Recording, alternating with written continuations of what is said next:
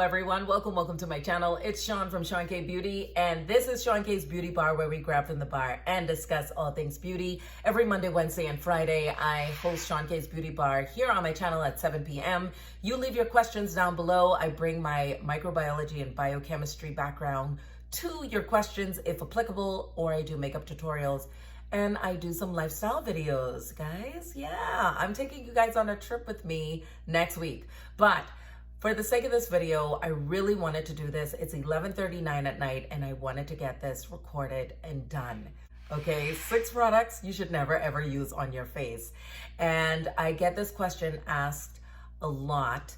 Why shouldn't I use this? So I'm going to give you the why, as I always love to do when I do my videos like this or of this nature, because I do believe that knowledge is definitely going to be king. So let's get into the first product that we shouldn't use. And this might be controversial, but you know what?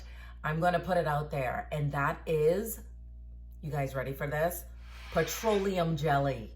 Petroleum jelly is an occlusive, guys. This actually clogs your pores and can lead to more acne.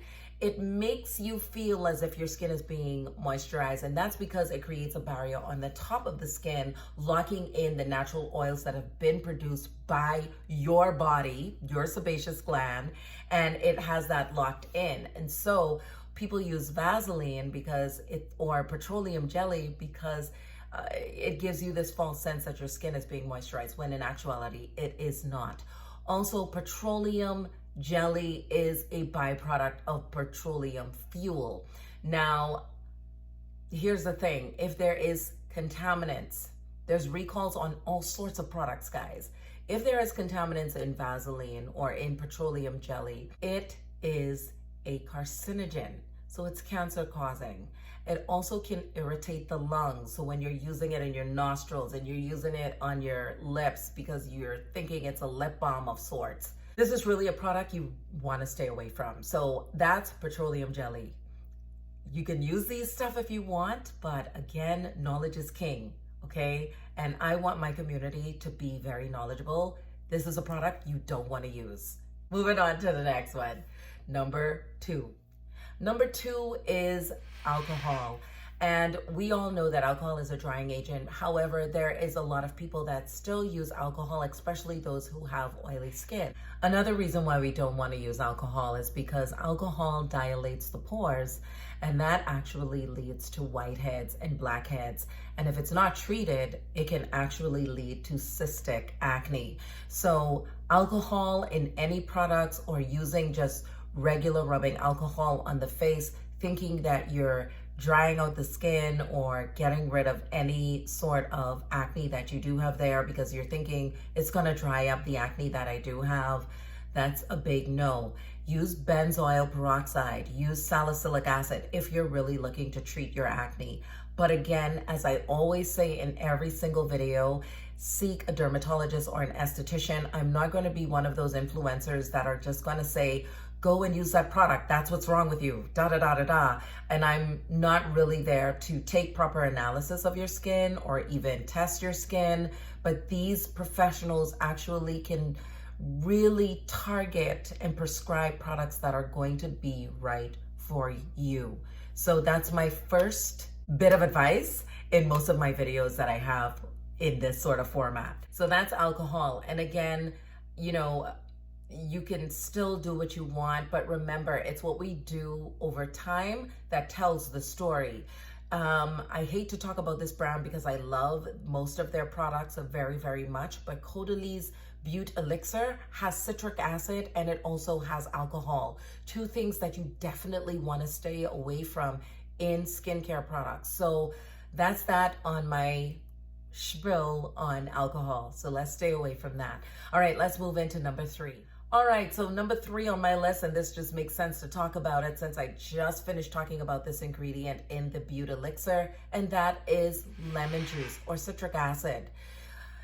Okay, so I've seen a lot of videos on YouTube that are talking about using lemon juice on the skin, putting it on a Q-tip and just spot treating and all of this stuff. Okay, so the problem with this is that lemon juice is at a pH of 2.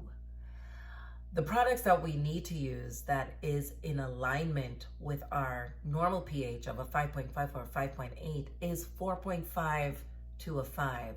So when we start using products that are way too acidic, we pull that acidic mantle way down in acidity land on the pH scale, and that leads to acne and more breakouts. Citric acid also has something called psoralen in it. Psoralen is one of those ingredients that will, as soon as you go out into the sun, will blister the skin. It will burn you. It will cause even exacerbated hyperpigmentation. So we really want to stay away from citric acid or, like I said, lemons. Let's leave lemons for disinfecting our countertops and seasoning our foods, guys.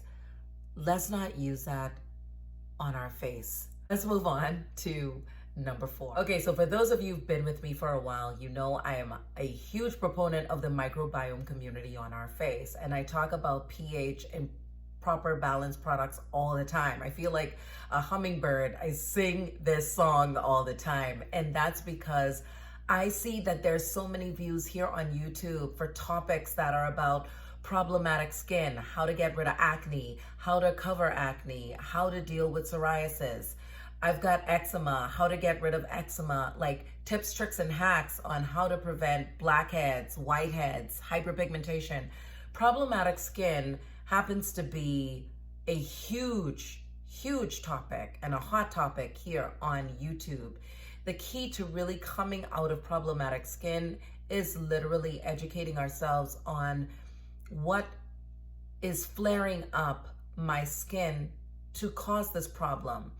And a lot of the times when we don't know that we have this system called a microbiome community on the face to help clear our skin, when we don't know what our pH should be, when we don't know what pH balanced products should look like, it's when we're starting to go into having problematic skin. So doing videos like this is very important to me because I would like to see less videos of, you know, acne, hyperpigmentation, and I'd love to see more videos of, oh my gosh, I've got clear skin. This is how I keep my skin radiant and glowing. I digress.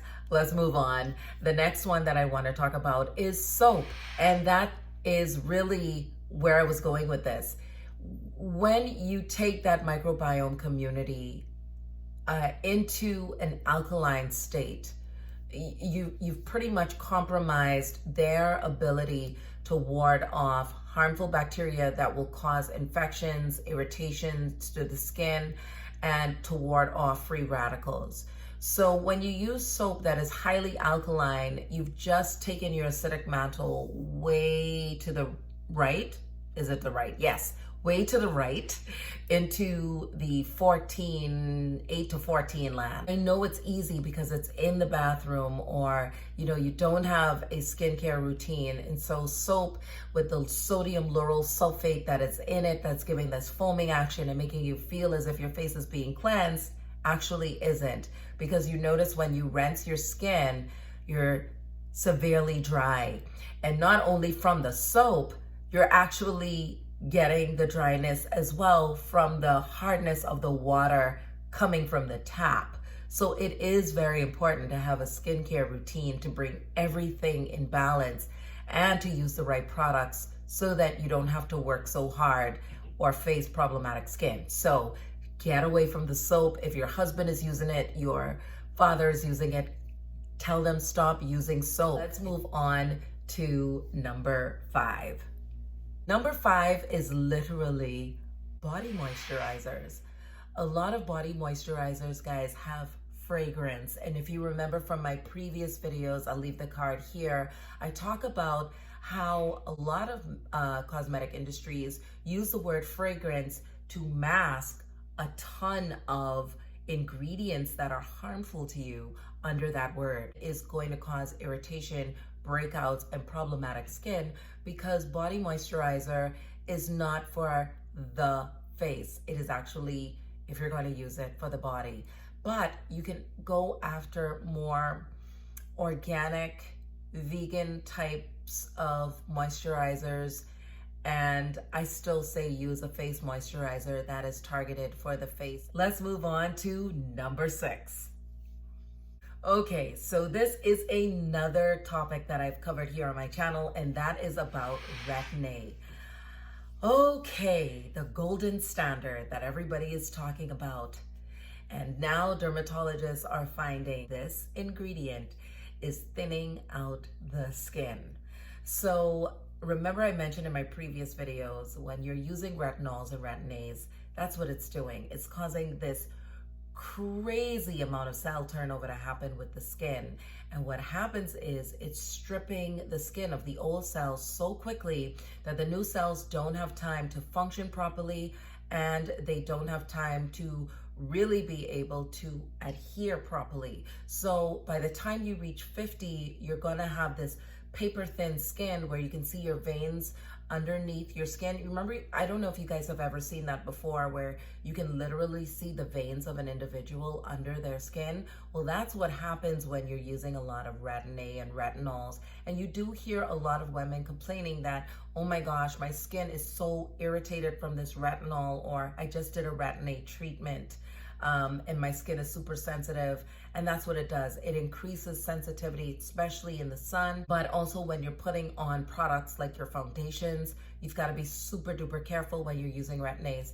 And if you're 20, 30, and 40s, I say stay away from retin-A's or retinols. You know, when you're in your 50s, yes, use it, but don't use it as frequently. It's still women in their 50s that are using it so much because they want to be youthful. And the problem is it's compromising you over time and you're not realizing it. You see the effect of it, and now you're going overboard. It's like, oh my gosh, I'm exercising and I'm looking great, but then you start doing it overboard. Anything in excess is not good for you, no matter how it starts. So I just wanted to put that out there. You guys, share this video. Please share this video, share it with your loved ones. Give it a thumbs up if you found it to be helpful. I know a lot of you watch my videos and don't subscribe, but I need you guys to subscribe, please, to help my channel. I know I'm new to YouTube, but I still want to build up my community, and I would love to have you to be a part with supporting me. It really does help my channel. I love you all so much. Let's have the discussion continue down in the comments below. What would you like to hear from me next? And I'll see you guys in my next one. Ciao for now.